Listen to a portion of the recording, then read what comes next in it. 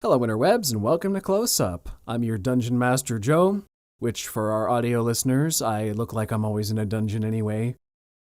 And we're going to be talking about D&D today. So, oh yeah, who are you? I'm Ryan. Welcome to another A episode level of... level 1 noob. You're getting the hang of it already. Welcome to another episode of Joe Explains, the segment where I try to convince Ryan or you to give something a try, or otherwise give you an uninitiated rundown on whatever. Otherwise give you uninitiated a rundown on whatever. This week I'm covering D&D and tabletop RPGs in general. From this extreme long shot, we move into our medium shot. So Ryan, what's your history with D&D as a game, and how dead set are you on playing it or not playing it? No history except for Stranger Things, and more recently, the Corridor Digital series on their website. It looks really fun. I want to play it since I have dice set, so it's not going to take much convincing, but could be more convincing if you know.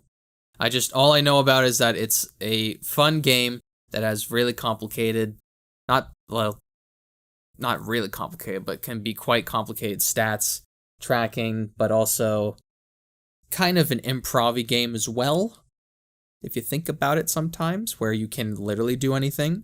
So that interests me. So, yeah. I am open to playing.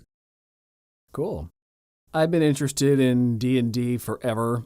It's one of those things you hear about your entire life just through osmosis. Oh, what's this Dungeons & Dragons thing? That's that game nerds play in their basements. That's okay. Like, what's this? I'm a nerd. I have a basement. Let's try it out. But I didn't know anything about it. So many years ago when I first wanted to try and find out something about it, I looked up on YouTube, as one does. And I found this channel called Geek and Sundry, where this guy named Matt Mercer was explaining how to play the game. He called them GM tips or whatever. And I had zero idea who Matt Mercer was or what he did. He was just a guy with piercing, beautiful eyes, a confident demeanor, and a soothing voice that hooked me in from video one, and I couldn't help but listening to him. I did not know, for those of you who don't know, Matt Mercer is the game master for Critical Role, aka the most popular D&D game on the internet. It's like they write a whole bunch of their own original material. They basically started the idea of live streaming D&D on the internet. They're also just a bunch of talented voice actors as well, so they already had some brand recognition. You probably have seen a lot of their work, or at least seen some of them anyway. So Matt Mercer's videos brought me down the rabbit hole of Dungeons & Dragons. First time I ever tried to play myself was New Year's 2017-2018. A couple of us got together and Justin GM that game. By the way, I should probably say GM is Game Master. And there's Game Master or Dungeon Master, but Dungeon Master is just for Dungeons & Dragons. There are other games like it, which I'll get into. And they call themselves GMs for those games. Anyway. So on this New Year's adventure, 2017-2018, we had zero idea what we were doing. None of us had ever played before. And that game ran for 12 hours straight. It was a very intense New Year's party. I was about to say. Yeah. Where'd you find the time? I think we played from about 2 in the afternoon till 2 in the morning. We were just there all day doing this thing. That kind of sounds like fun. Oh yeah, it was great because we had zero idea what we were doing. We were just making it up as we went along, and it was a one-shot adventure with zero stakes. We never continued that story, but we had fun. It was memorable. We were terrible at it. It should not have, for what we accomplished in 12 hours, it should not have taken near that long. Our first combat from the starter set you took ordered us... pizza. I'm going to assume you ordered pizza. We may have had pizza, or I think we had Chinese that night. Anyway, It took us about an hour just to get through our first combat, which is bad considering it's the starter set and we're just fighting little goblins. Like, it was abysmal in every way. But anyway, we didn't play again for months after that. And the second one was more fun. Justin had honed his skills a little bit more. He had a bit more prep as the game master. And we were all a bit more experienced at this point. We'd done a bit more research. This went a lot better. But then that group fell apart pretty quickly for social reasons. Long story short, Justin and I, our girlfriends were both part of the group, and we both broke up with them, and then the other one was just like friends with one of the... It was bad. It all got messed up. Anyway, now Justin and I are with a new group. Been running our first campaign for about a year. Justin's just a player this time, but he does want a game master at some point. I do as well. I still haven't tried it myself anyway. I'm far from an expert on the subject of D&D, but I know enough to explain the basics, so forgive me in advance if I don't know stuff. And let's get into our close-up now. I'll give you my little spiel to explain the basics here, and then we'll get into your questions. So, are you down for satanic rituals, fun for the whole family? Then D&D is not for you, despite what you may have heard. Dungeons & Dragons is what's known as a TTRPG, tabletop role-playing game. And the premise is simple. You and your friends cooperatively use your imaginations to solve puzzles, create memorable hijinks, fight bad guys, and craft emotionally resonant stories which you'll never forget. It's like when you and your friends played make-believe as kids, except it's socially acceptable pastime for all ages. No experience is necessary, you don't have to be good at games, and you don't need to be especially creative, though all those things help. You begin by crafting your own character, an adventurer whose special skills make them a cut above average folks. Maybe they're an expert archer or sword wielder. Perhaps they dabble in the mystical arts, or they're just really strong or smart. Whoever they are, where they come from, and why they adventure is entirely up to you. Feel free to steal from your favorite characters for inspiration, or play some version of yourself, or pretend to be someone entirely of your own creation. Any options are valid, so long as you're having fun. Your game master will set the stage for your adventure, describe where you begin and with whom you keep company. They might give you some hints for where to go or what to do, but it's entirely your choice. Would you like to go straight to a mission, speak with local townspeople, commit crimes, visit the library to study your craft, become a mass murderer, get a job? The possibilities are endless. Just remember, you can do whatever you want, but every action has consequences. That crime you committed? Maybe you get caught, wind up in prison. That local townsperson you spoke with? Maybe they'll become your lover or your enemy down the line. That job you get? It could lead to glory or your demise. Just like life, you need to know for sure. You don't know for sure what's around the corner, but use your best judgment. And that's the game in a nutshell. A series of decisions and consequences based on your and your friends' choices. Literally anything can happen, and no two games are ever alike. Your story can run for one session, or it can go for 40 years like the record-holding game. So...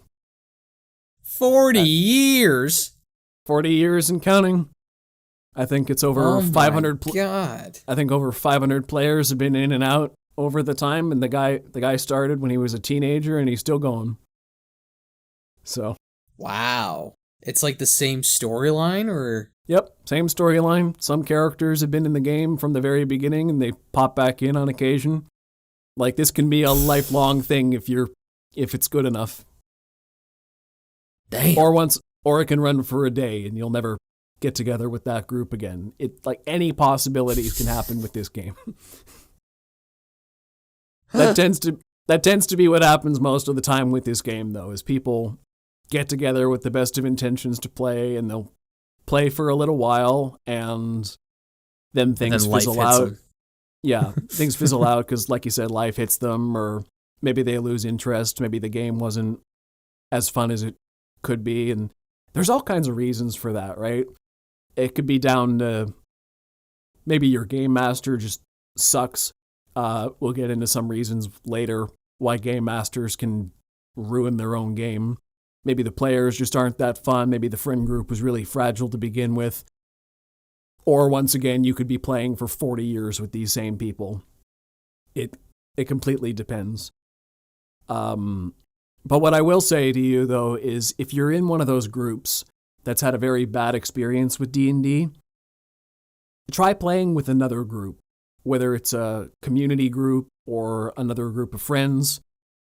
Because some people have bad experiences with D&D early on, and they just never play again because of it, which is a real shame. Because no two groups are alike, no two games are alike. If you had a bad experience in one place, you could have the time of your life in another. So it's definitely worth giving a second shot if your first wasn't up to par.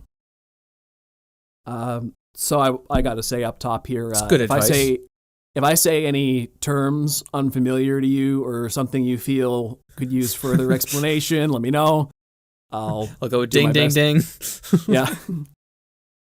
Yeah, Sorry, just have a little bell. Ding, you said a word I don't know. It's going to be half of it. I was looking for a fucking notebook because I was literally going to write shit down. I don't know where Just it is. watch Close Up with Ryan and Joe on YouTube, anywhere you get your favorite podcasts. I got to watch the video I recorded? Yeah. Ryan is currently off camera looking for a notebook. And I've got to cover for him for the next few seconds. Till he gets back.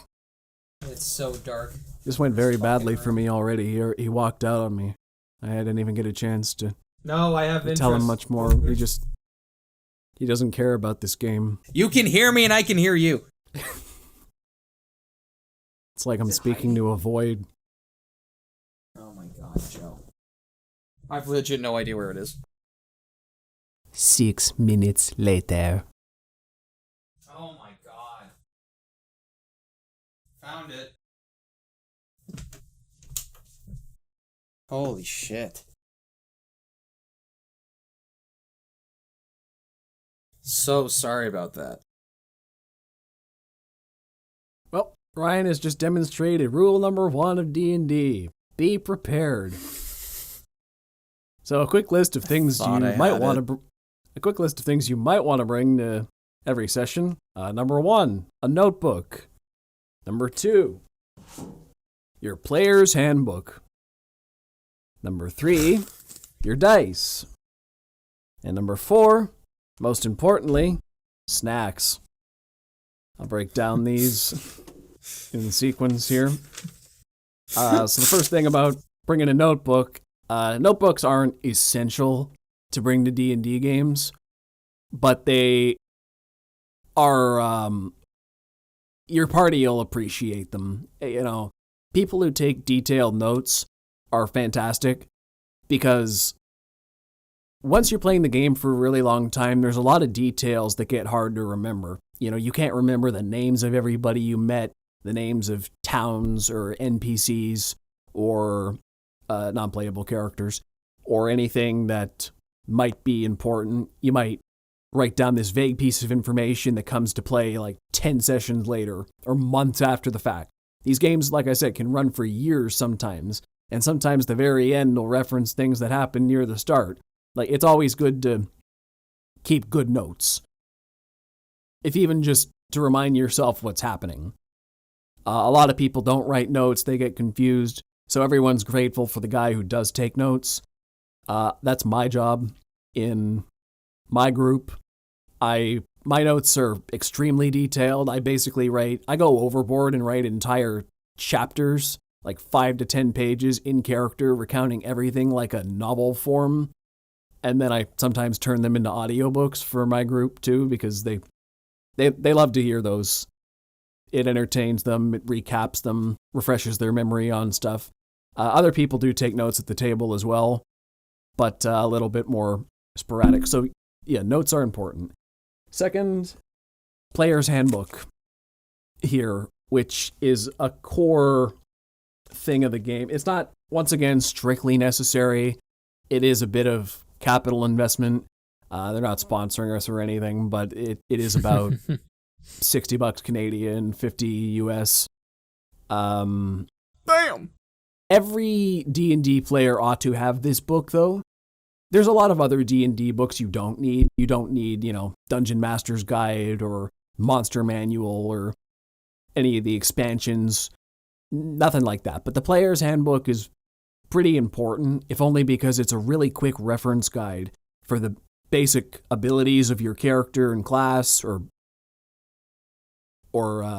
background as well, your race, the prices of different items and equipment, basic rules, how to use certain mechanics or magic. It's got a list of your spells, tells you what they all do. It's a very handy reference guide. And what we like to do in my group is we put sticky notes in the pages that are most applicable to us. So right here I've got a page dedicated to my ranger level up abilities, expenses just for things at the shop, like, okay, this is how much a cup of coffee costs, spell descriptions, and I have one also labeled for Gods of the Multiverse, just, for research purposes. And dice, like I said, these are the most important thing to bring. 100% bring this. Yep.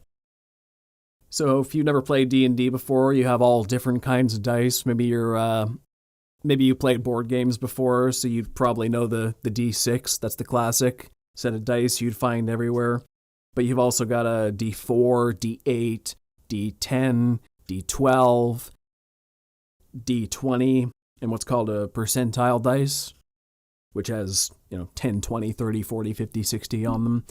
You'll almost never use that one. Your best friend is the D20.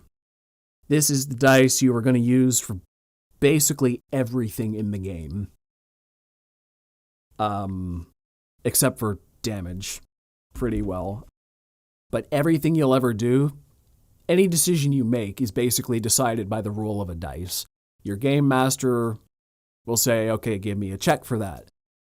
And you'll take your dice, you'll roll it, you take your number, and when you make your character, you'll have all these ability stats on the side of the page.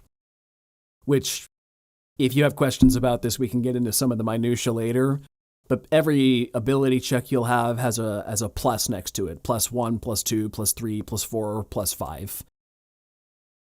+5 is the highest it goes. So what you would do is you take your D20 plus the number for each ability. So let's say I'm trying to make an argument.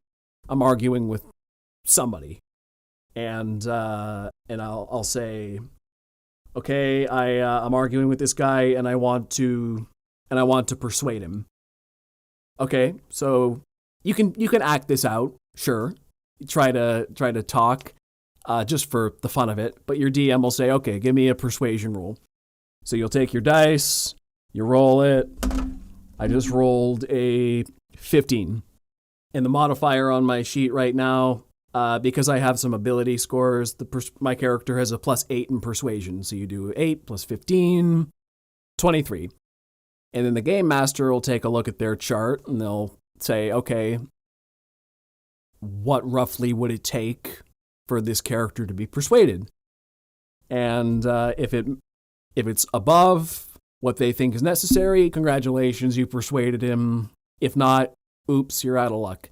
So there's all different kinds of checks you can make. I'll just run down the list quick here. There's acrobatics, animal handling, arcana, athletics, deception, history, insight. Ding, ding, ding. Yeah. What's arcana? Arcana is like magic.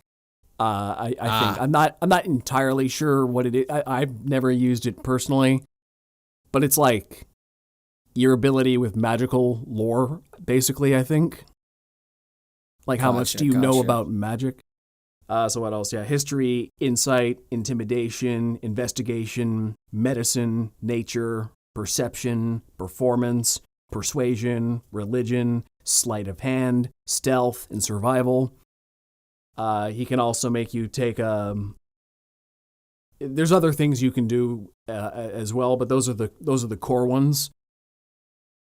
So every action you take Sometimes your game master will just let you do stuff, do whatever. You're like, okay, fine, I'll allow it. You don't need to make a roll for that. But it's up to the discretion of the guy in charge, basically. So the guy in charge will have their own set of rules for what they... Some people don't even like rules. Some people will just let you do what you want if it makes sense, you know? That's how every table's different. It's really about who you have in charge. Which I can get more into later for the Game Master. But, so the last most important thing is snacks for in-person sessions. At my table, we do a potluck sort of thing. I say it helps build teamwork, sharing.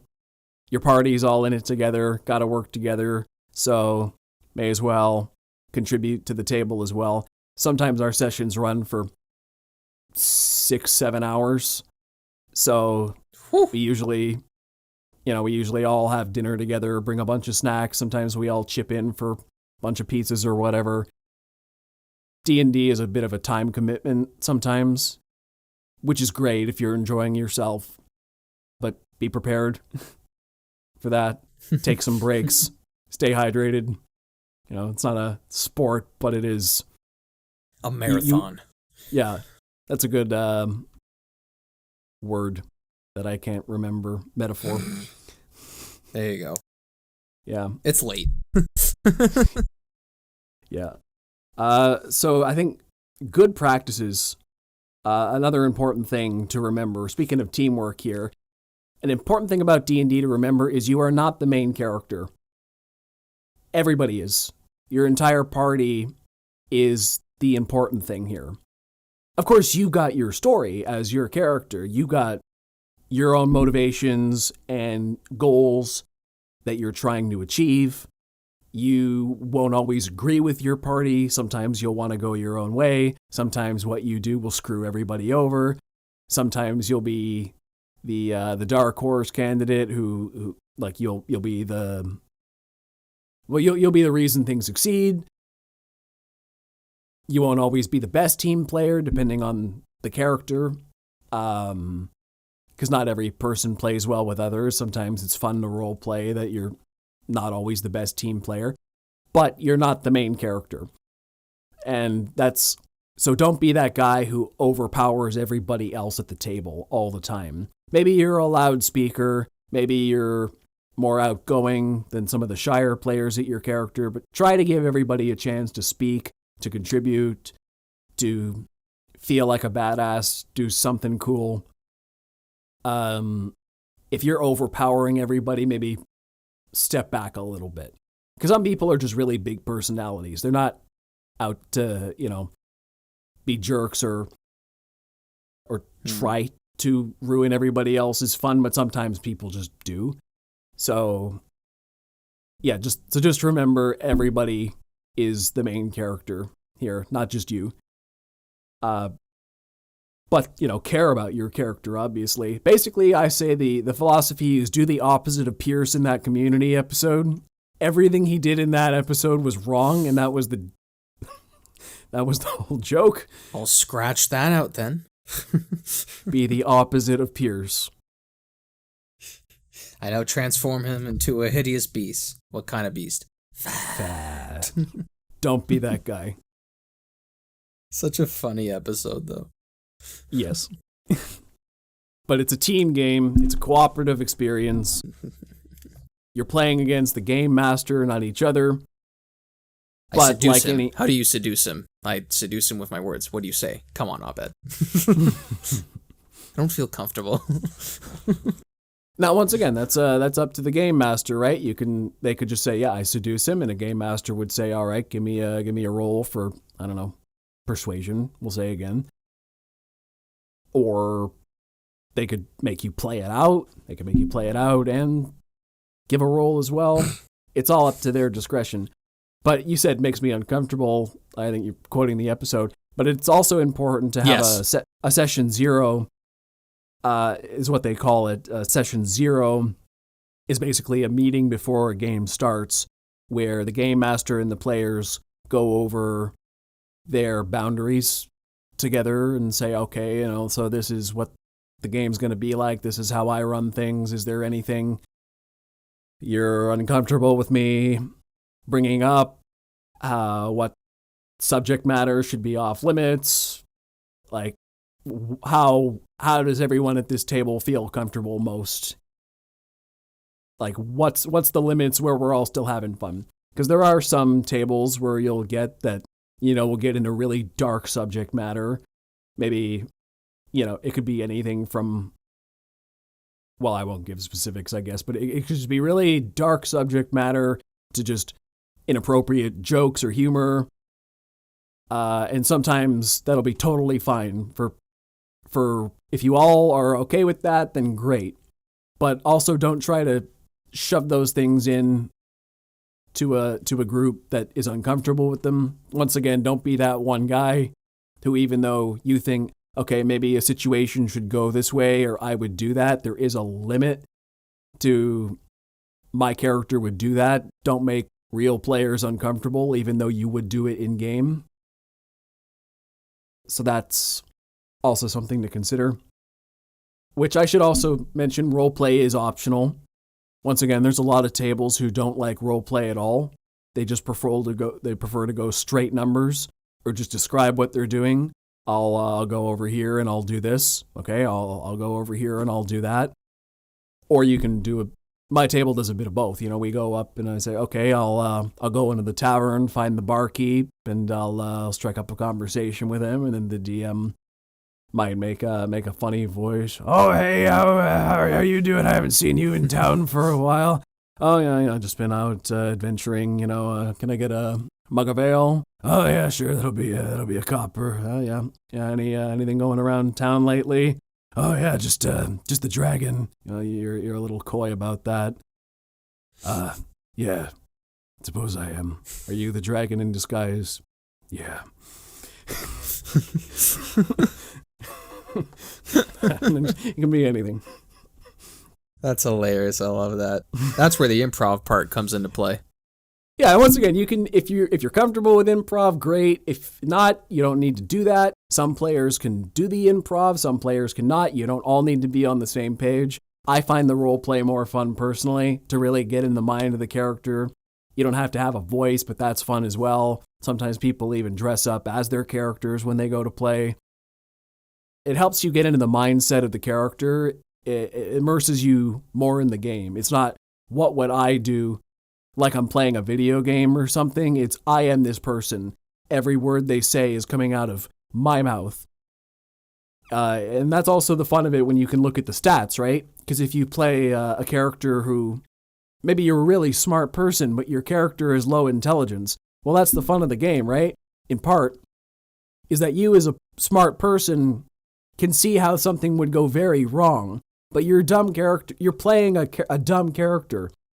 So you're allowed to do stupid stuff, even if you as a person would know better, and that could lead to some really fun scenarios. Yeah, I'm trying to think of examples here, but okay, so it's not a dumb thing, but Justin's character, right? So he grew up in, his character, Tora, grew up in a monastery, and she never used any money for her whole life. He plays a 12-year-old girl, right? But, so she never used any money in her whole life, and she doesn't know how money works. So the first time somebody asks her to actually pay something, like, oh, okay, this thing's going to be 1,000 gold, and she pulls like 100 copper out of her bag, and she's like, is this enough? She's like, she doesn't realize copper is worth like way less than gold, because nobody ever explained that to her. So like, yeah, Justin as a guy knows money's worth something, but him in character doesn't, like, they never had to spend money before, so stuff like that. That's funny. Which can lead to funny scenarios. So like, my character has to explain, okay, this is what a copper is worth, this is what a gold is worth, this is how the monetary system works in general. It leads to some funny moments. She doesn't understand how money works. Sorry, I come from a noble family. I've never had to spend money before. So it's given to me. That's a good example right there.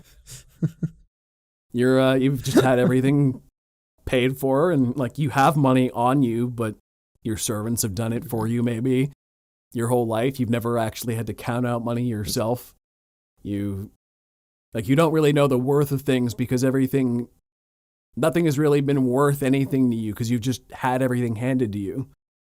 So now you actually have to gain a value for worth now that you actually have to budget and whatnot. See, that's a good character development right there for a noble potentially. So let's get into a couple of your questions now.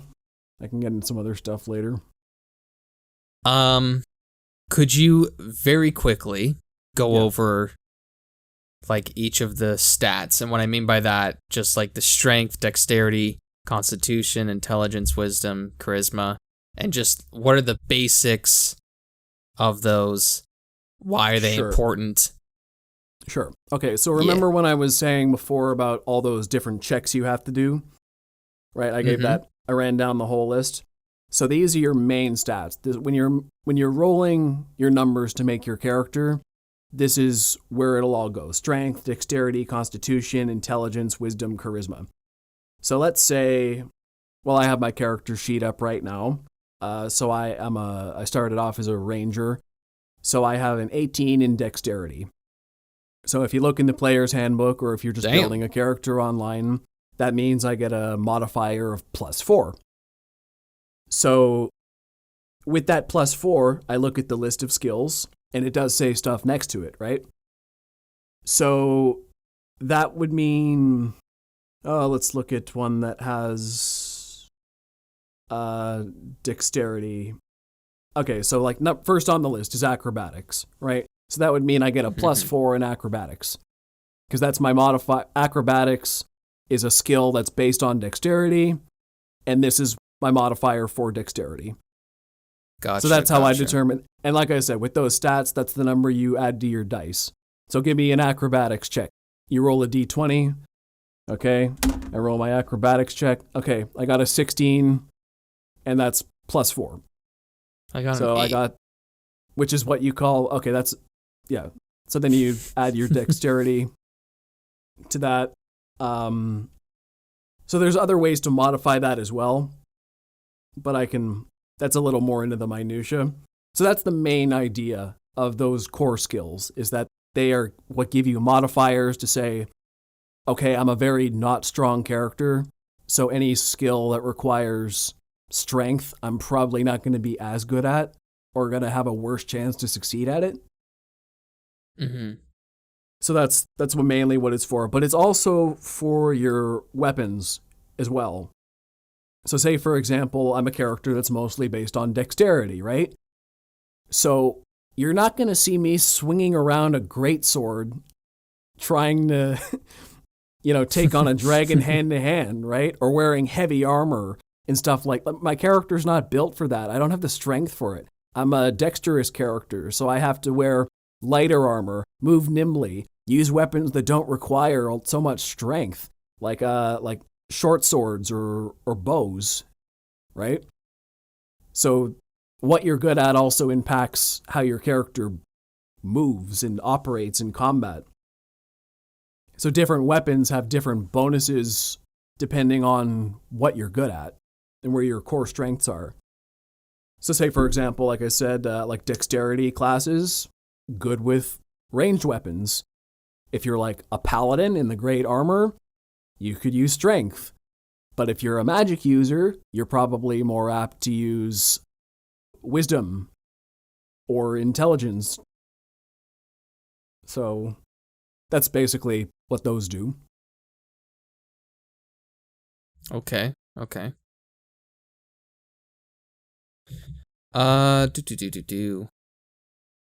So say like your DM's not saying you would because I see in the skills list here I've done a bit of research. But it's just easier to hear from another person. But say you weren't trying to do like a specific skill, but you just like asked to do something for the DM and he says, okay, roll me a constitution check or a intelligence check. You would go from like what your basic stats is, like say I roll, like it says for me, like if I would roll a strength check, it says +1 above just the initial stat. And I just roll whatever and say I got like a 17 and I would just add 1. All right, so let me look at something that would require. Okay, so let's say you're in a heavyweight competition, Right. or something like that, and you're like doing a deadlift or something. So the DM would say, okay, give me an athletics check, which is based on strength. So give me a roll for that. 5. And that would be 5 plus plus 1. Yeah, and then he would tell you if it succeeded or not. How good did you do at the deadlift? I would say for a 6, your DM would probably say, you reach down to the ground, grab the bar, give a mighty heave, and it doesn't budge. Nothing happens. You strain your back a little, maybe. Mm-hmm. So just the basic stats, like say I have an intelligence of 15.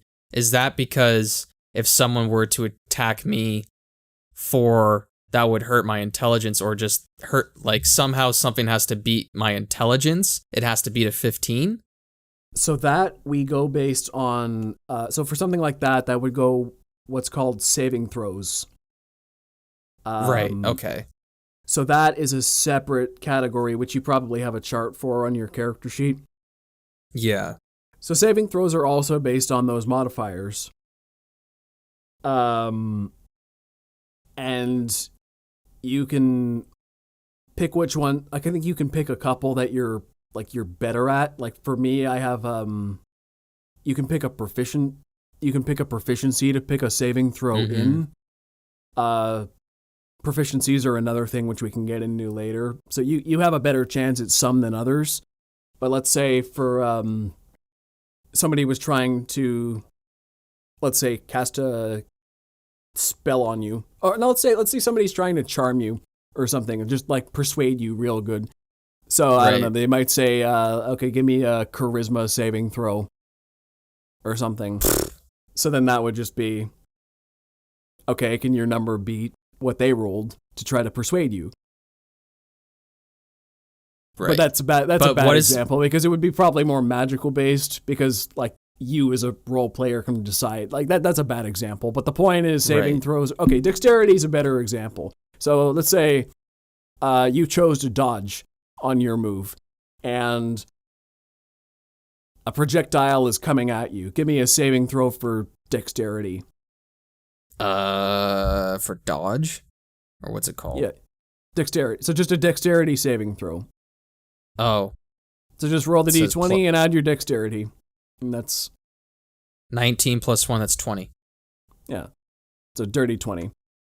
Oh yeah, so there's a difference between it. I like that. I know what a natty 20 is, yeah. So nat 20 is when you just roll a 20 straight on the dice, but a dirty 20 is when you numbers add up to 20. Right. It's less powerful, less fun. But I guess what my main question is, where does the base stat come in? Like when does that come into play? So it's just just to get you your modifiers. The modifiers are what's important. Ah. Okay.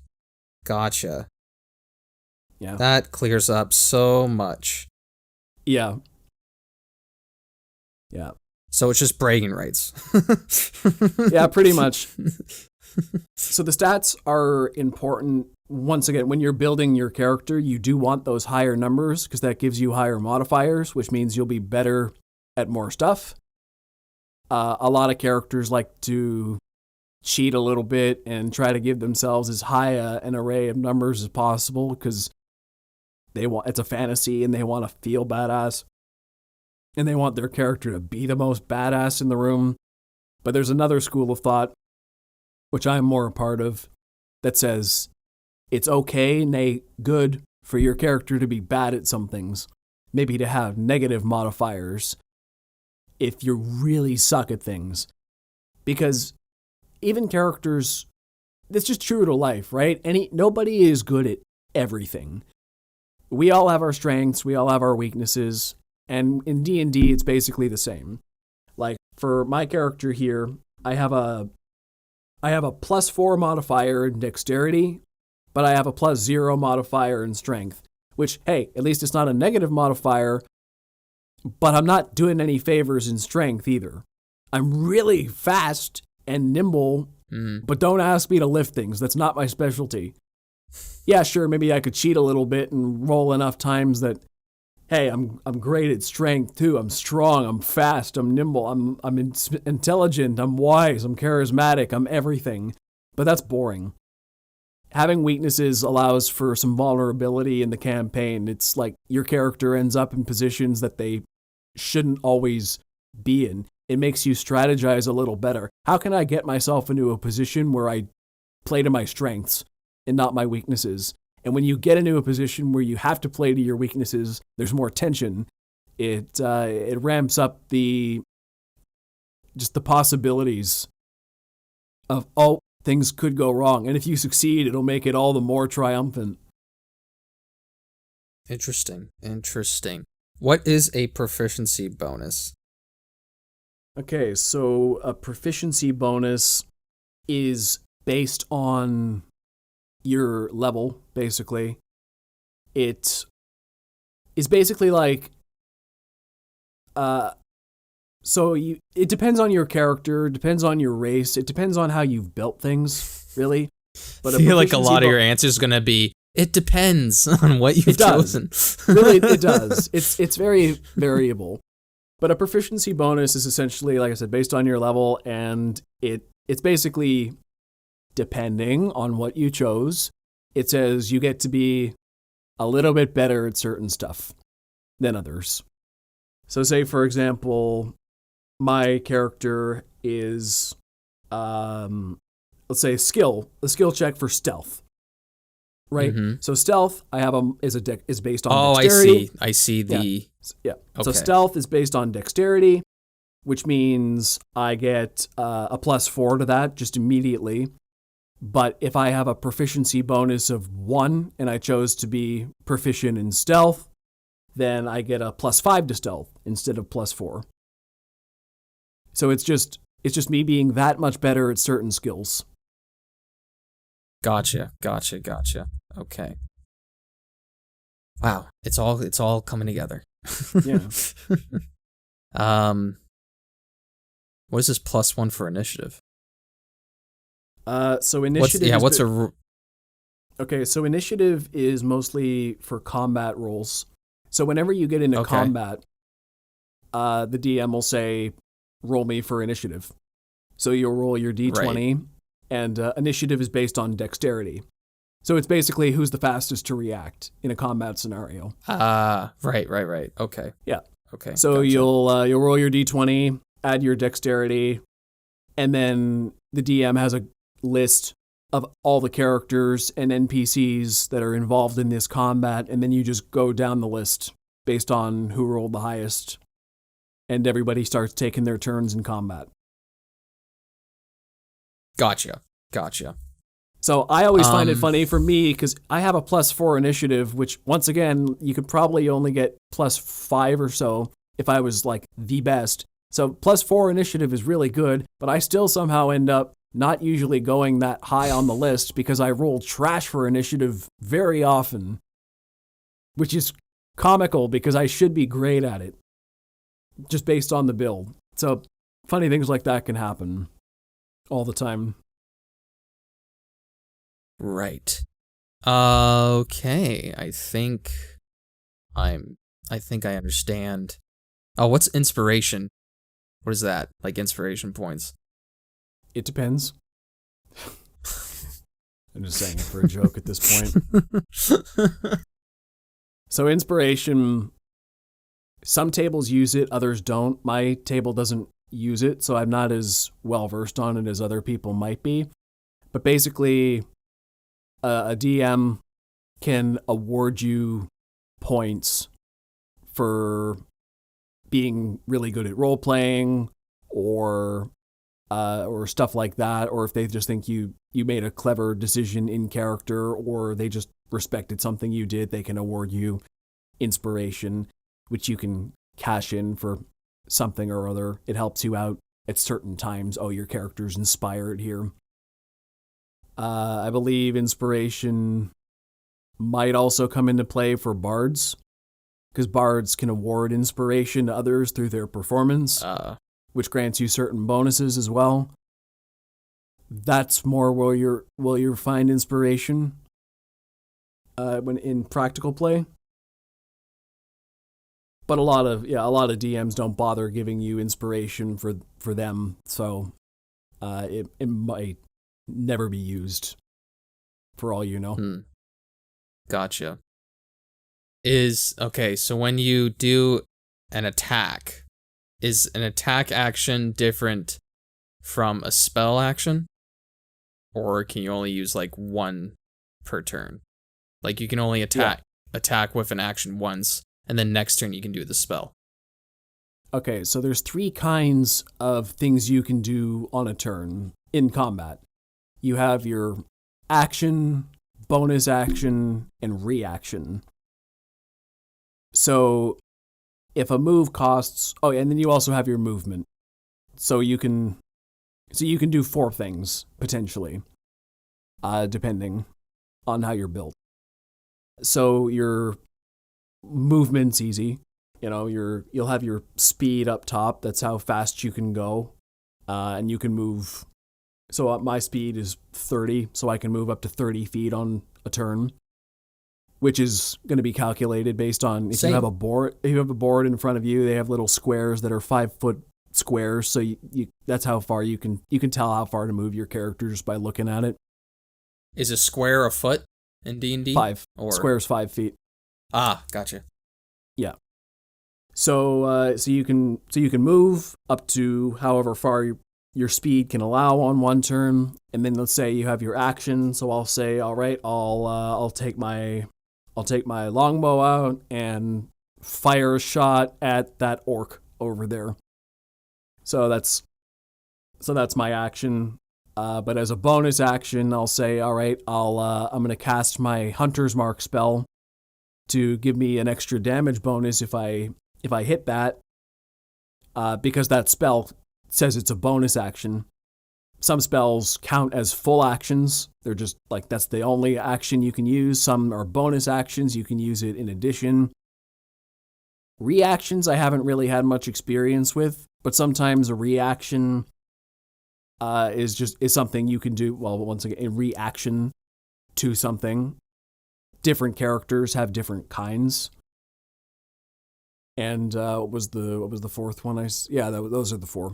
So action, reaction, bonus action, movement are the 4 things you can do in combat. Okay, gotcha.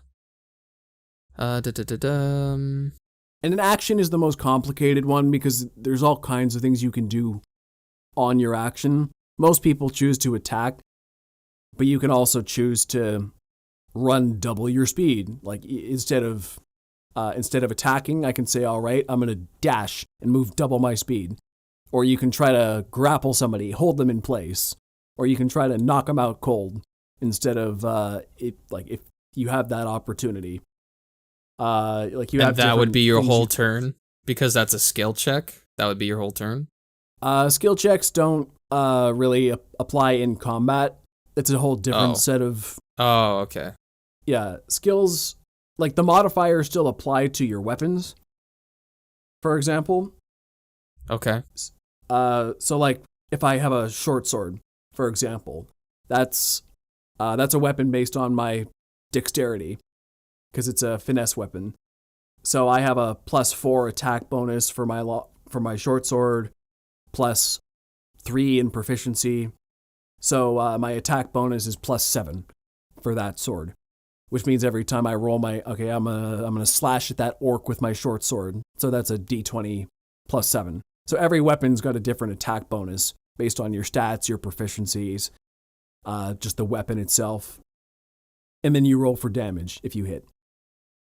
So, basic idea of damage is your number has to equal or exceed the armor class. So my character here has an armor class of 16. So if the DM, let's say that orc attacks me back, if that DM rolls a 16 or higher, I get hit. If he rolls a 15 or lower, I'm good for that attack. Some enemies get a lot of attacks. Yeah.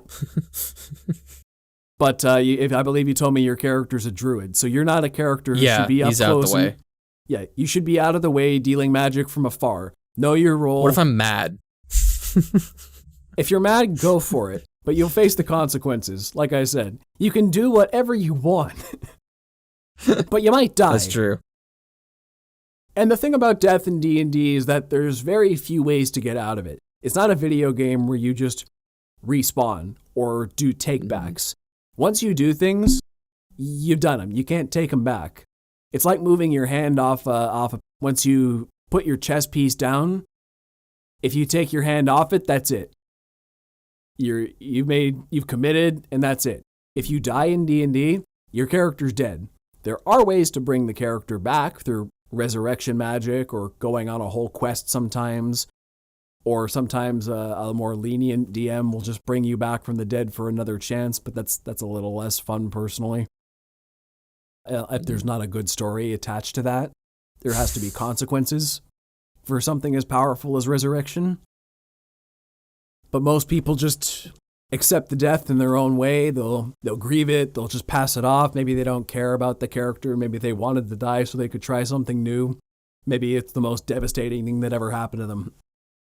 But you make a new character, come back next week, and move on. So, name of the game, like life, don't die. Don't do stupid things. Can you do it where it's like in those party games that you can play like on your phone with, and then on the screen where it's just like junior and it's all the same stats, or is that boring? It's junior and all the same stats. Sorry, like it like you just rename the character.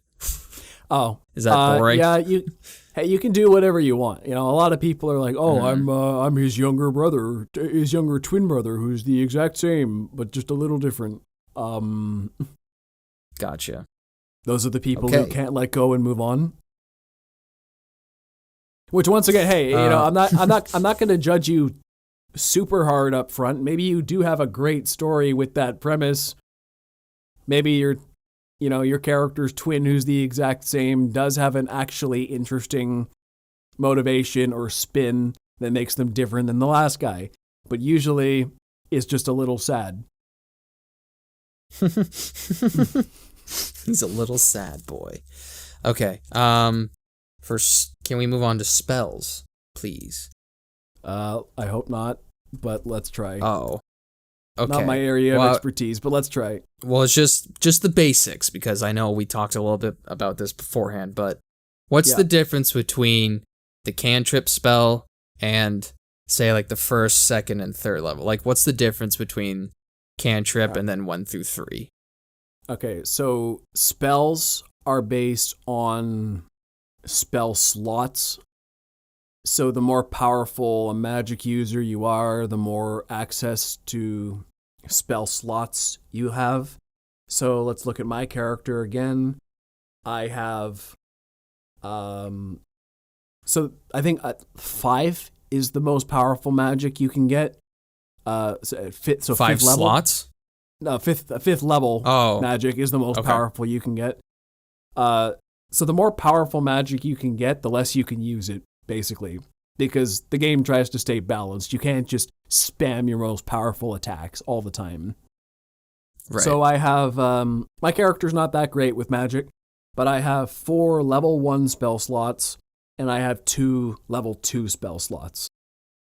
So, so that means I mentioned one of those spells already, Hunter's Mark.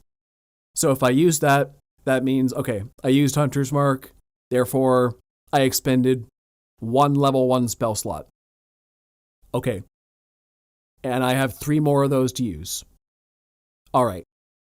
So then we got in, let's say that wore off, and then I got into 3 more combats that day. I used Hunter's Mark 3 more times.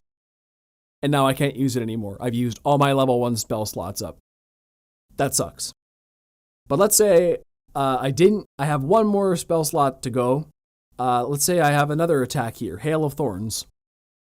So I have Hail of Thorns. I can use, that's a first level spell, but I can use it, I can cast it at a spell slot for level 1. So I can use one of my 4 up there. Or that's one of those abilities that you can cast at higher levels. Or I can say, okay, maybe I'm out of level 1 spell slots and I need to deal some heavy damage. So maybe I'll cast this at 2nd level and use one of my 2nd level spell slots. So that I have less 2nd level spell slots, because like I said, it's the more powerful you get, the less you can use it. But sometimes you can upgrade spells that way. You can use them at less powerful versions or more powerful versions to deal more damage or be more powerful. So then you get your spell slots. Oh, and cantrips you can just use anytime. There's no limits on those. Oh, cool. They're unlimited. So cantrips are useful. But you get your spell slots back after a long rest, which is... So just a long rest, right? Not a short rest. Unless you're a warlock. Warlocks get their stuff back after a short rest, but they're weird. Warlock equals OP. Yeah. But that's kind of the funny thing is you don't always take short rests, right? Right. In a day. So the warlock is always the guy like, hey, can I take a short rest? And everyone's like, no, we're pushing through till we sleep for 8 hours. And they're like, but I don't get my stuff back. Yeah. So what's the difference between... Like, it's weird because I'm going off of the app and the website here, but it doesn't really tell you which spell is a prepared spell. I think maybe it's because it's light blue. Maybe it might be a prepared spell, but can you tell me, like, what would be the difference between a prepared spell and an unprepared spell? Like, what would I have to do in order to use a spell that's unprepared? Because I assume prepared means you can just use it, like, at the start of your turn. So prepared and unprepared is basically down to what does your character choose to do that day. You wake up in the morning, you get out your spell book, and you decide, okay, of the random number here, of the 6 spells I'm allowed to use today, which ones will I most need today, I think. So you prepare however many spells you can. And then sometimes the next day you'll wake up and you'll say, okay, I want these exact same ones. And then other times you want to unprepare one and then prepare a new one that you think will be more useful. So it's really just That's after a long rest? After a long rest, you can switch out what you've prepared.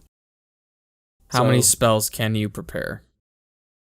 Depends on the character. Different classes have different limits. Some don't even do preparation. Like mine, I have a very limited access to spells in general. I can't switch them out. It's a strong limitation for my class. So what I have, I always have, but I'm stuck with them and I can't switch them. So, but other ones can just wake up after a long rest and switch their book out entirely. Like, great, you're more versatile than me. Yeah, it's hard to say because I'm going off the website.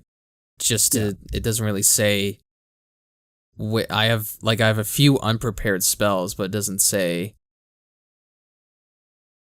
Oh shit! I think I just accidentally turned it into a prepared spell. Whoops. Anyway, yeah. So it's just, or I might have just accidentally fucking got rid of the spell by accident. Whoops. That's a later problem. Oh, here we go. I found it. Prepared spells out of 9. There we go. I figured it out. Yeah, because you're a druid. Druids get a lot. Yeah. I figured it out. That's the part that was confusing me. Right, so yeah, the people who don't know, the huge confusion that I had with Joe was It's like, why do I have so many fucking spells in my list? You're like, that's way too much. How's that possible? It's because some of them weren't prepared. They were just stuff I know. They just wasn't prepared. They're all there, but you can't use them all at once. Gotcha. Yeah. That makes sense. Okay. I don't know how many more questions I have here. I have some funny ones. Okay. Can you kill a member of your own party? Yes. Have you done it? No. But I've indirectly caused the death of... It wasn't my fault. I was there. I didn't get the shot off in time, and he died because of it. You're like Legolas in Helm's Deep. There are there are multiple times where me and somebody else have been fighting. I got the opportunity to, hightail it out of there and run, and then they died right after I left the room. That's happened twice right now. So my character's left people to die twice at least. So my character's got a bit of a bad reputation that way, just because they were both accidents, and nobody blames me for running because I had the opportunity. But look, there's a reason we're 28 sessions in, and I'm the only character who survived from the start. My character does not do close combat encounters. I stay at range. I run when things get bad. If it's unwinnable, I'm not staying to finish the fight because that's dumb. Sometimes you got to know your limit, not push through, because, like I said, in this game, you can die. But to answer your question, yes, you can kill a party member, but it's very frowned upon because people are very invested in the characters that they make, and they might kill you in real life in retaliation. Oh, that's really funny. Has there been is there a basic D&D that you have to play, or could you even do, say, a Lord of the Rings D&D or a Game of Thrones D&D? There are so many different versions of tabletop RPGs. D&D is just one game, actually. There's so many different kinds of tabletop RPGs. Nothing like D&D. I mean, they all basically have the same general idea of a bunch of people cooperatively play for common goals, maybe a bit of role play here and there. But some systems are mostly numbers based. Like I said, they don't really like the role play at all. Some are completely role play heavy, and you can modify D&D to your tastes. D&D 5th edition, which is the main one out right now, that's the most accessible to people who've never played tabletop RPGs before, so that's why it's a very popular one. And Dungeons & Dragons has that name brand recognition.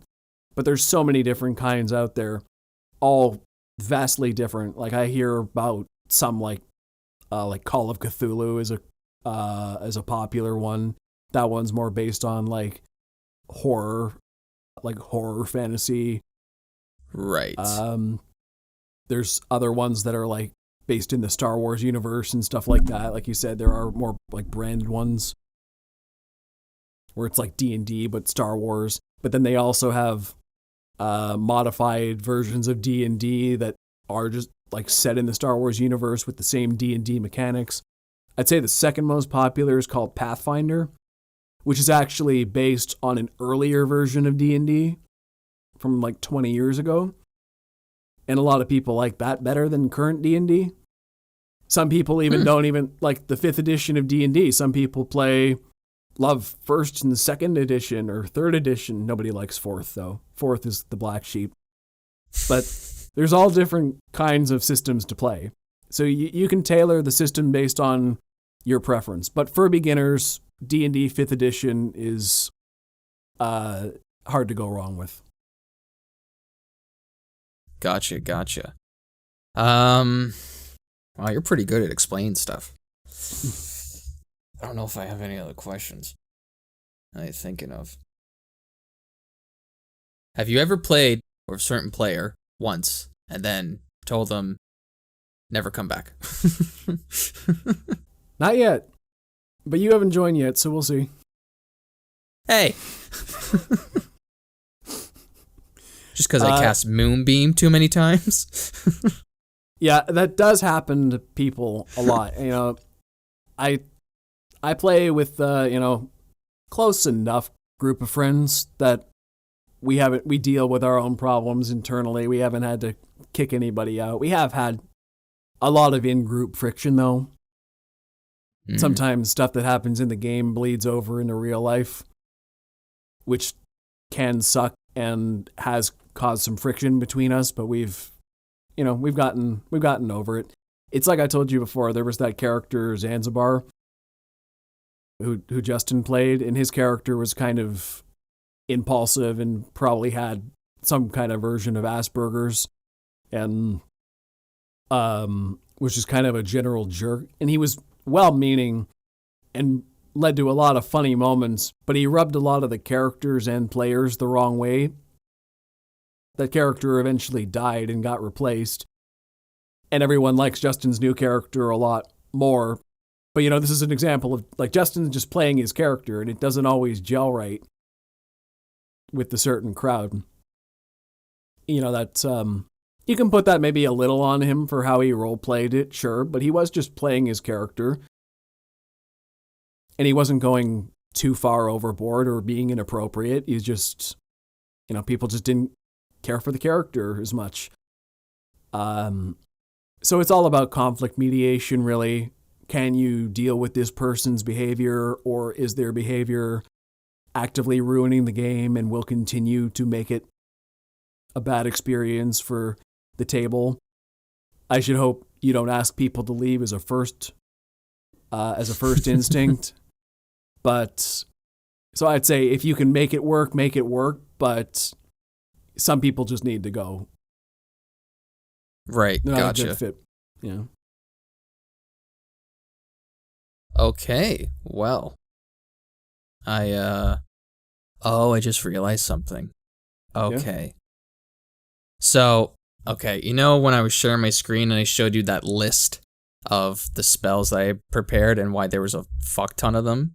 Yeah. It's because they're not the ones, because there's a lot of multiple of them. And the reason why there's so much of them is because it can be a level like 2, 3, or 4. Like it'd be multiple levels. So I still technically have 9 prepared, but some are at different levels. But technically, my character can learn 71, apparently. So good for him. Never played in my life, and I know 71 spells. Because I can't just join Joe's party with base level. I feel like I'd be a burden. Yeah, it's good to, if you're joining a party late, it's good to just make a character the same level as everybody else. What if I said fuck it and did max level? Then at that point you're just playing gods. A lot of people don't even like playing beyond. A lot of people don't even like playing beyond level 14 for that reason. Because at a point you just become so overpowered that people don't even find it fun. How do y'all give out like experience points? Is it by like the end of the campaign, or is it? Experience points are another one of those controversial things that there's multiple schools of thought on. Oh, my group, okay. Some people like classic experience points level. Oh, you kill this monster, you get experience for that. You accomplish a thing, you get experience for that. My group prefers to go based more on the milestone model, where as a group, when you get to a certain point in the story, where the DM decides you could use a bump up in power, they just decide to bump everybody up at this point because they've decided, okay, it's been long enough. We all earned it. Harder things are coming up. It's a little bit more at the DM's discretion than okay, you killed that monster. Like some people love keeping track of the numbers too, right? They feel, okay, I earned it. But a lot of people also feel like that just turns it into a grind. Like, okay, I'm just going to go out and kill as many monsters as possible just to get the experience points, like in a video game. Right. Whereas milestoning makes the players focus more on the story and the events than go out and kill everything to bump up my numbers and stats. So once again, it's all down to the individual table, but I do like milestone system myself, if only because I don't have to write down as much. Yeah, milestone seems a lot more simpler. Yeah, because you don't have to deal with it. It's just your DM deals with it, and then you deal with the level up when he tells you to do it. Smart. Okay, well, I think I'm ready to play some D&D. Nice. Let's see. Is there anything else? Well, I let's want to see. cover? Let's see if I'm ready. 1. Oh my god. I actually hit a 1. No, it's a 7. Oh, thank God. Whew. Hold on, let me use the good dice. Well, they're both good, but you know what I mean. I think it's also worth mentioning that 14. that nat 1, nat 20 rule is it's not an official rule of the game. It's kind of a house rule thing that everyone just sort of accepts and thinks is a rule of the game. That's funny. Even long-term D&D players probably don't realize it's not an actual rule, where nat 1's an automatic failure, nat 20's an automatic success, or a critical roll, in which case you get to roll multiple of your damage dice. So let's say, for example, you cast that 1 as a druid that we were looking at that got you like 9d6 damage. If you got a critical roll on that, you get to roll 18. I get to roll an 18? No, you get to roll 18d. Like, so if you cast that spell and it hit for 9d6 damage, and you got and based on this house rule, if you got a natural 20 on that, then you get to roll 18d6 instead. Like, shit! So it doubles. It doubles the amount of dice you can roll on a damage if it succeeds. That's the power of a critical roll. So, but the DM can also use that. If this rule's in play, the bad guys can hit you that hard too. That's the catch. On a critical roll, yeah. So it's everybody loves when the players get it, but when the DM gets it, it's not usually in your favor. Let's say. Makes sense. I gotcha. I have a little note on the role of the DM here. I note that the goal of every DM is to give the party what we call a TPK. Pause for any D&D players to laugh their asses off, for I hope. Okay. Time per capita. Total party kill. Nice. Good one, Joe. That's where they just wipe everybody out. It's the thing that everybody would remember. It's the most memorable thing you could ever have happen to your group as a TPK. The encounter's so tough that everybody died. Oh, death will happen on occasion. Everyone will be sad about that. Multiple people might die sometimes. But a TPK, that's something special. When everybody got wiped clean across the board. Say, for example, D&D is the game where it is possible for you to face the big bad evil guy, BBEG, we call them, and you're in the final fight. This is the end of the campaign. You've been playing for like 2 years, maybe. You're right at the end, and everybody dies.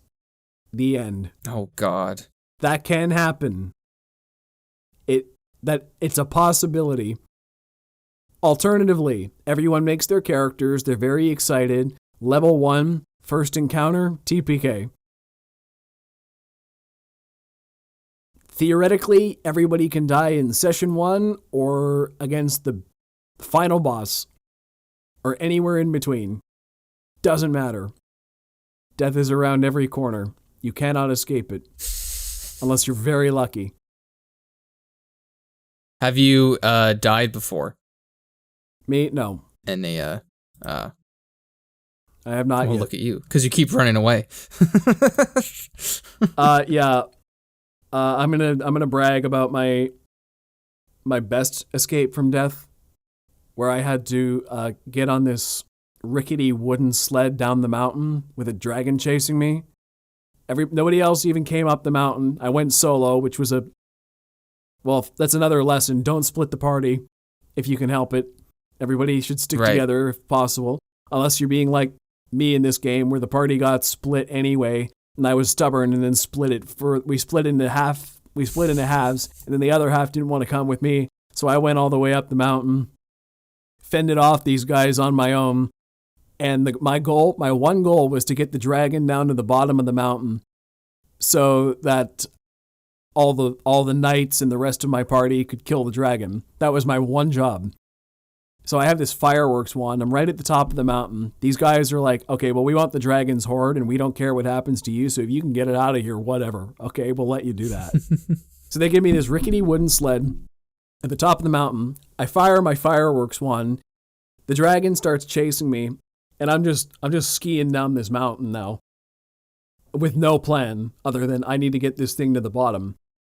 And the DM was being a hard ass about this. He made me roll about 8 separate times down this mountain, any one of which I failed would have been an instant death. Holy shit. And I succeeded on all of them, somehow. And even at the very end, when we got to the bottom, the group was like, I had no plan. This was me being stupid. I didn't know how to, I just assumed it would like go at the, it would be like an incline where I could just, casually keep going at the bottom of a mountain like you do at the skiing hill. And then the guy was like, no, that's not it. Like your sled's going to crash on the rocks and break into a million pieces. You're going to die instantly. How do you get out of this? And then, okay, maybe this is cheating. Maybe it's a little frowned upon. And I'll talk about metagaming a little bit right after this. You tipped him $5. Yeah, so the whole group kind of got together and we were all brainstorming, how do we get me out of this alive? What can we possibly do? And we had all these ideas. Like I felt like Spider-Man and Spider-Man 2, right? Because I take out this pole of extending, slam it into the ground and try to slide it. And it just it doesn't slow me down at all because I'm going like Mach 1 at this point. I want to do the Spider-Man thing also where I do like the web shooting at the building to slow myself down. I'm like, I'll just tie my arrow up to a rope and do that. And they're like, nope, he's going to be a meat crayon or a cloud of mist if you try that. And then Justin came up with the idea, what if you shoot the arrow in the dragon right behind you? Oh. With the rope attached. And I'm like, okay. So I tie the rope up to myself, aim for the dragon. And once again, I don't know if I can hit the dragon. This is like, if I miss this roll, I am dead. I don't even know what the dragon's armor class is, right? But I have this clockwork amulet, which gives me an automatic +10. And because I have a +9 attack on my longbow, I basically was guaranteed a 19 without even rolling. So I'm like, I can only use this ability once a day, and I need to do it now. I don't know if the dragon has a 19 armor class. I hope to God it does. Arrow sticks in the dragon's shoulder, and just as the dragon gets to the bottom of the hill, it swoops up, pulling me with it. The sled crashes into a million pieces. I slide down the rope, narrowly missing a tree, and dive roll to the ground just as the knight starts slashing at the dragon. We killed the thing in 2 turns. I didn't get a single shot in for the rest of I didn't get a single shot in for the rest of combat. The fact that I made it off that mountain alive was the victory for me. I didn't get to shoot the dragon once. That was it. Just getting it down and off the mountain alive. Sometimes that's what D&D is, just a string of lucky rolls and thank God you're alive at the end of it. That's my favorite moment I played in the last year with my group. I'm like, how did I even survive that? I don't know. Now, do you think me being a dragonborn could convince the dragon to be a friend? No. Damn. Even if I cast persuasion? Feel free to It says Matt Mercer is famous for saying, "You can try." Well, I have a +3 persuasion, so. Now that does transition me in talking about metagaming, which is a very frowned upon practice in the D&D community, or tabletop RPG. Are we speaking community. blasphemy? Yeah. Metagaming is basically the idea of meta knowledge using. It's the imaginative equivalent of screen peeking in a co-op in a couch co-op game. Okay. You as a player usually know more than your character does at any given time. You probably played D&D before. You run into a monster, let's say. You as the player, being a total nerd, probably know the exact weaknesses of said monster, how to defeat it. Exactly. Your character realistically might not. Probably would not if they're low-level adventurers. It's bad practice to use what you know when your character would not. That's basically that's the closest you can come to cheating in this game, really. Besides maybe using loaded dice, I don't know. Using your meta knowledge is just not cool if you can help it. Like sometimes things slip in and you can't always help it. You're not always that conscious, but you have to keep in mind what would your character know or do in this scenario? Because if it's not always what you would do because they don't know things all the time. Or it's okay, an even more annoying example is let's say for my party again, right? My character, who I guess I'm just dragging through the mud here at this point. But so let's say that character who died, right? The one that I ran out on. We weren't supposed to be where we were. We already lied to the other party members about where we were going, just so they wouldn't follow us, because they told us specifically not to go there. So when he died, I stole all his stuff, went out in the night and sold it the next morning, came back to the party and said, yeah, he abandoned the party because you guys were all dicks to him and he was sick of it and he just left. Holy shit. And having the context of like the last couple sessions before when they like I said, his character wasn't that popular and they were kind of dicks to him. Like that was a very believable thing to have happened, that he would have just left. But my character, I'm lying to them because I'm like, well, if I tell them what actually happened, that we went somewhere we weren't supposed to and they died, like we're up against a pretty serious threat. They need to still trust me. And if I tell them the truth, they're going to think I'm reckless or irresponsible. They're not going to trust me. They can never know. Funny enough, this isn't the first time I've lied about something important either. Remember I told you before about how we assassinated the mayor by accident the second session? We never told them about that either. I kind of broke the mold on, and this kind of pissed off the party, but I kind of broke the mold on Are my these character. Guys not playing with you, or were they not in the session at the time? They were there, but that's what I'm getting at, right? They know. That's the meta.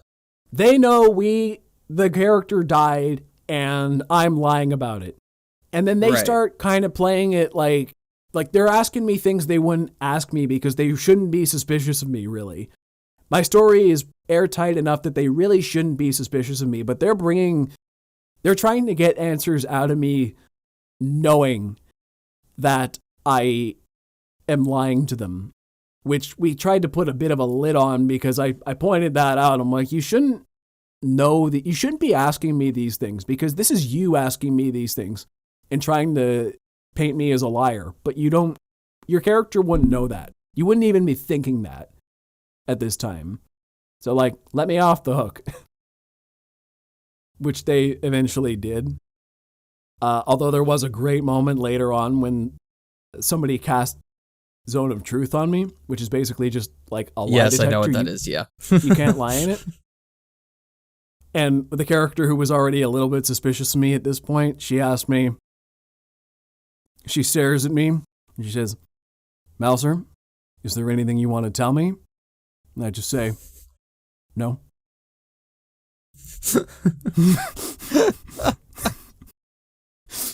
That's so funny. I did have to reveal something there. She did squeeze some information out of me, but the point is you don't have to be truthful with your own party, but like point down to metagaming is you got to be careful about what you know and what your characters know.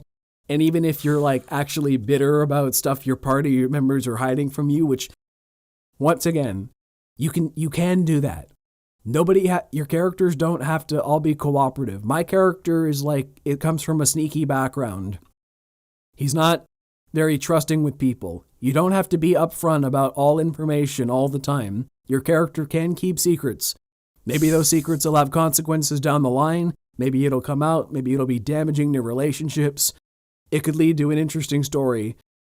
I mean, don't do it just because you're being a dick, unless your character's doing it just to be a dick. But once again, there could be consequences to that. But like, you don't.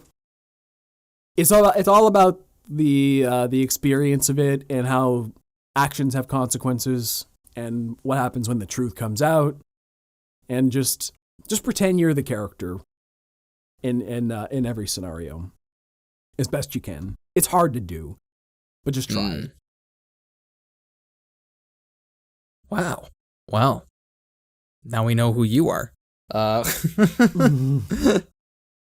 call my character is Mouser Liaton. The group sometimes calls me Mouser Liaton. Because I thought that's what your name was for a second. Yeah. I have a habit of keeping secrets. No, actually, no, what I do, I don't keep lies, I half truth. Everything I say Which is is better than a full lie. Yeah, some would say. I go to the Obi-Wan Kenobi school of what I told you was true from a certain point of view. From a certain point of view. Yeah. All right, Joe. Rolling D20 for you to tell me the truth. It's a 6. I'm very truthful. All the time. That's a lie, you son of a bitch.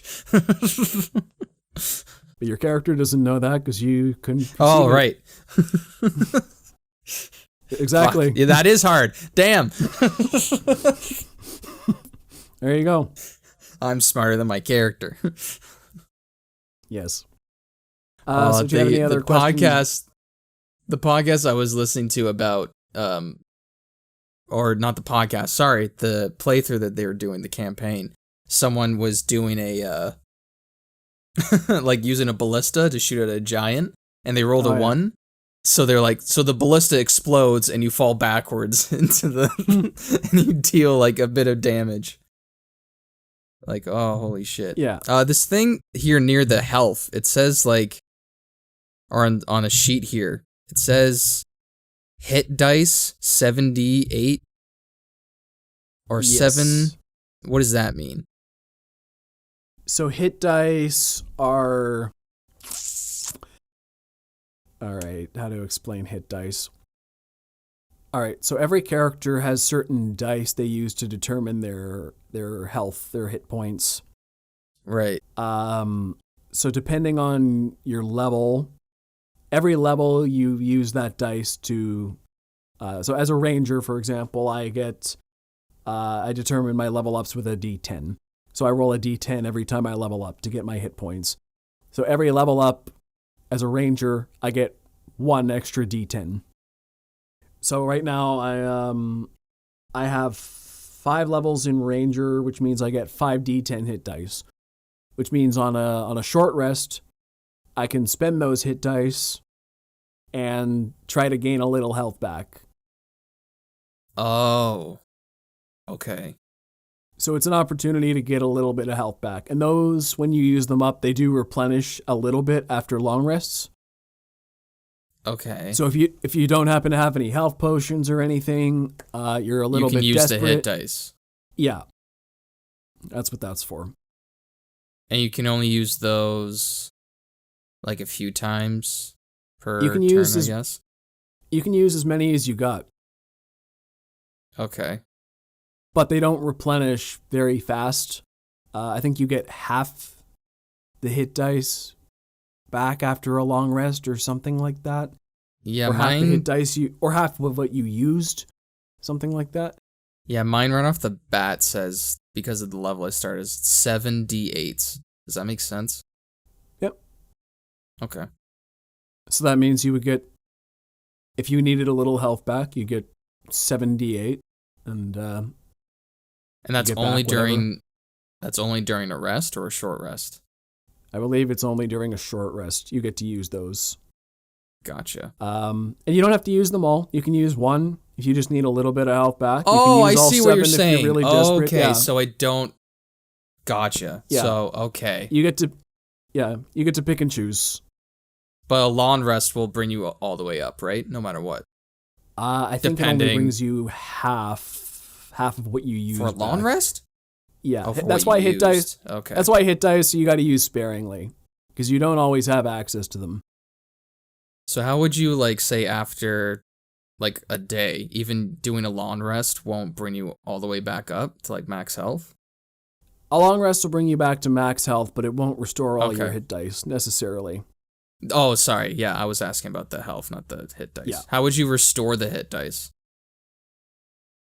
Multiple long rests if you used a lot of them. Oh, okay.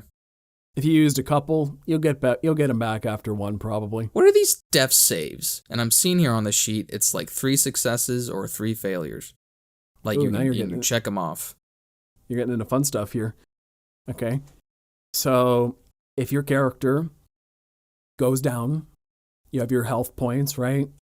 Right. So if your character hits 0, you go Mhm. unconscious.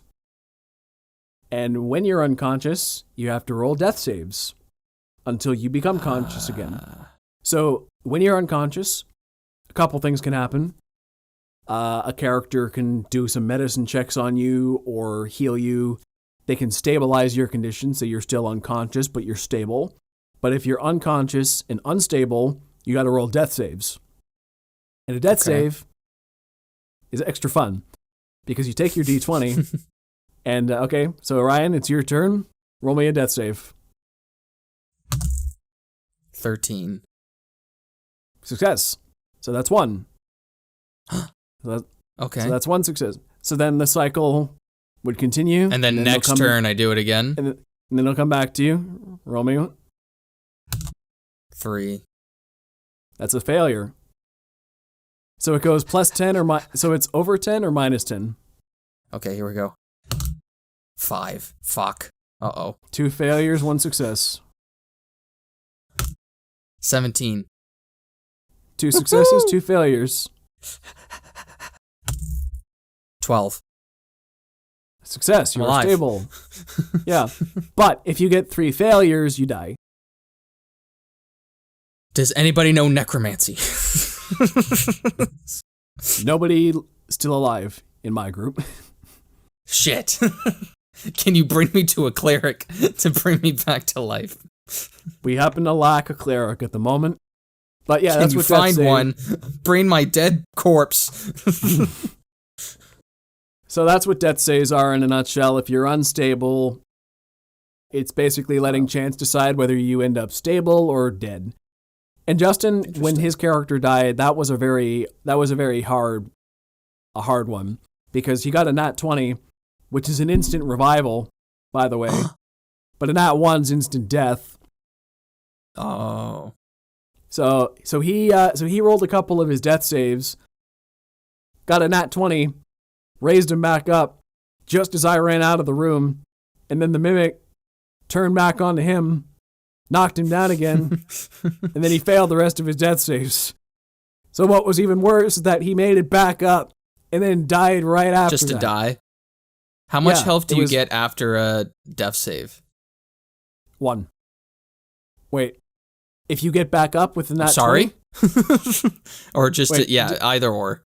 if you get back up with a nat 20, you get 1 HP. If you Excuse me?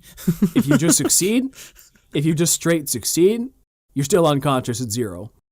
Oh, someone has to wake you up? Or Yeah, after the combat usually. or they'll stabilize you, or they'll heal you. That's a good time to use your hit dice if you don't have any potions laying around, or you're not close to a healer. When you're unconscious. After you wake up. After you wake up. Yeah, so don't go down if you can help it. That's I'll stay my distance. That's not fun. Every time you go down, there's a chance you could die if you don't have a healer present and accounted for. I think this character is a healer because he has +5 medicine. That just means you're good at medicine. Doesn't mean you're a healer. Oh wait, hold on. No, I do have a spell.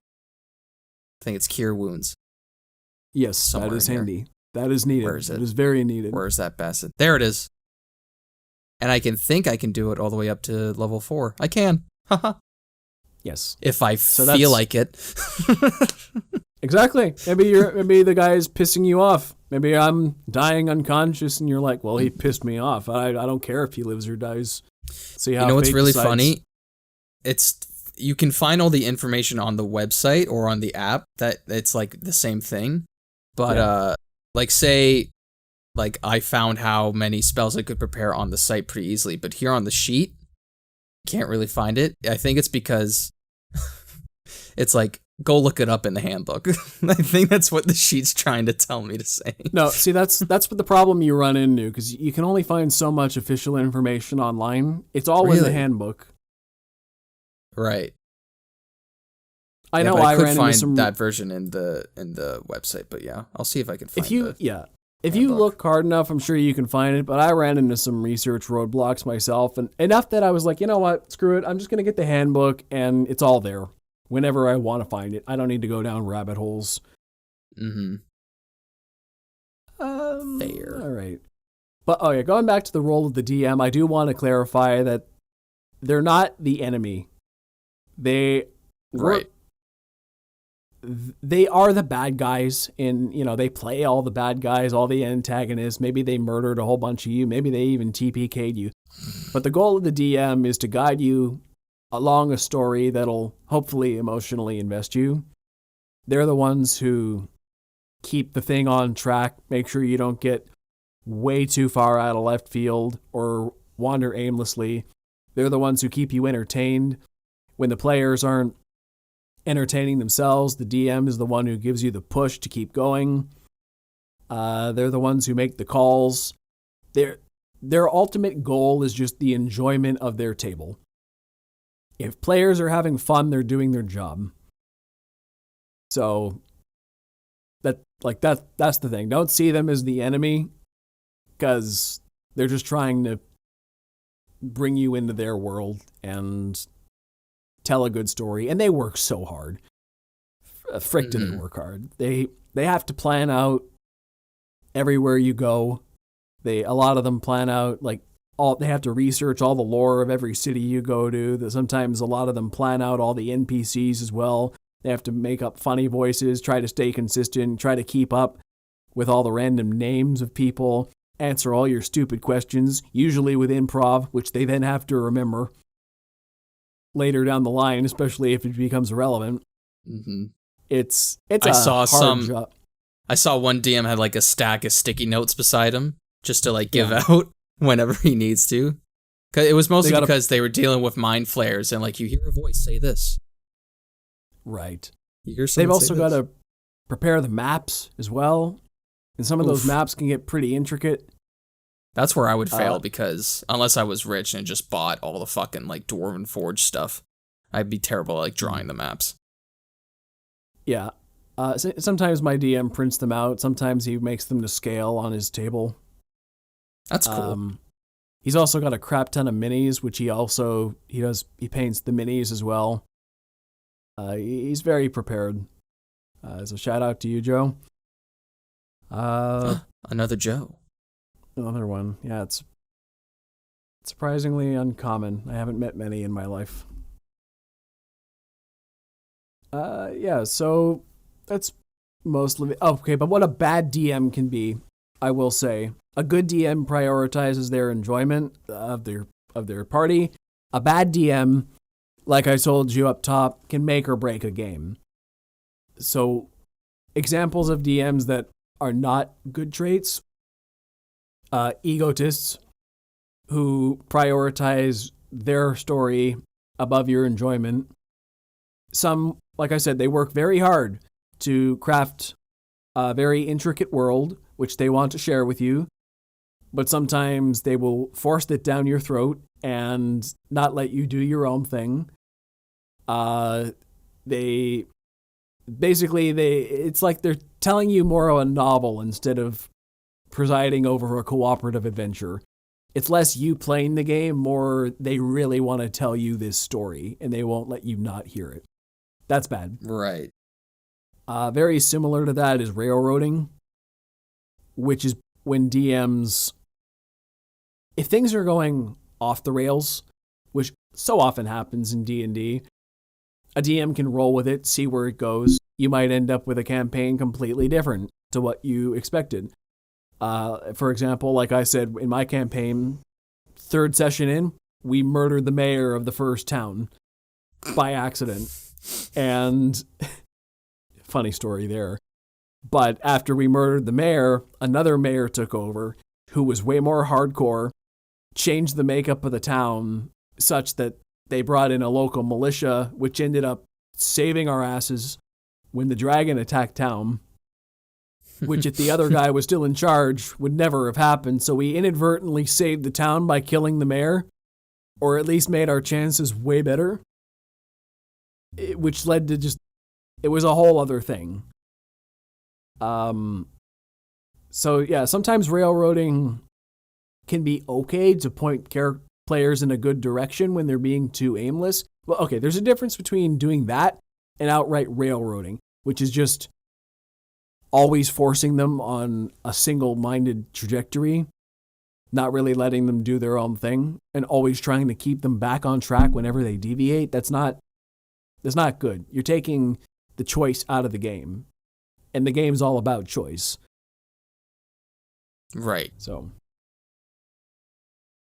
oh yeah, another thing, try not to be a rule lawyer either. That annoying guy who's like, actually the rules say this is. Shut up. Actually, you're wrong, and this is why. Yeah. And once again, it depends on your table. Some tables really love the rules and the minutia. Others are a little more lax. Like at my table, we don't really focus so much on things like, okay, maybe I fired 20 arrows in the last combat, but there were only 21 in my quiver. I don't keep count. We just say whatever. Or we're going down the road and we're like, oh, we haven't eaten today. Our characters should, realistically need to eat and drink. We don't keep track of rations and stuff like that either. Like, a lot of tables find that more immersive. Some would love to play like that because it brings you more into the world. I wouldn't mind. That's one of those ones I wouldn't mind playing like that, but we just don't. And how we play is fine too. But yeah, don't be the rules lawyer who's like, it has to be this way because the book says.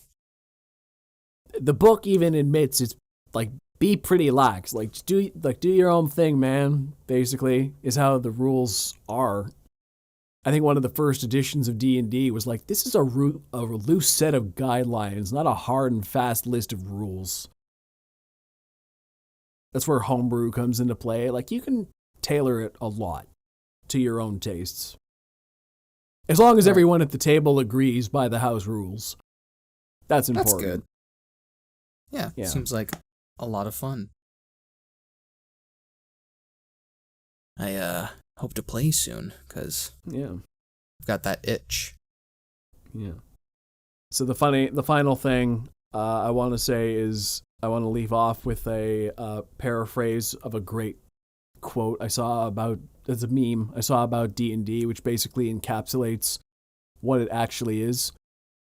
And it basically goes, everyone expects their game of D&D to end up like Lord of the Rings, but in reality, it usually ends up more like Monty Python and the Holy Grail.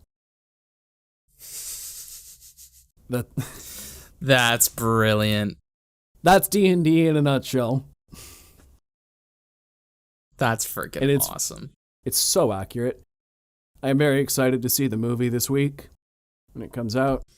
Oh, yeah. Yeah. That'll be fun to watch. I want to watch it. Yeah. So there was a review I saw where it was like the most Chris Pine movie Chris Pine has ever been in. Which, sounds good. All right, this is, I think, our longest episode yet. Holy shit.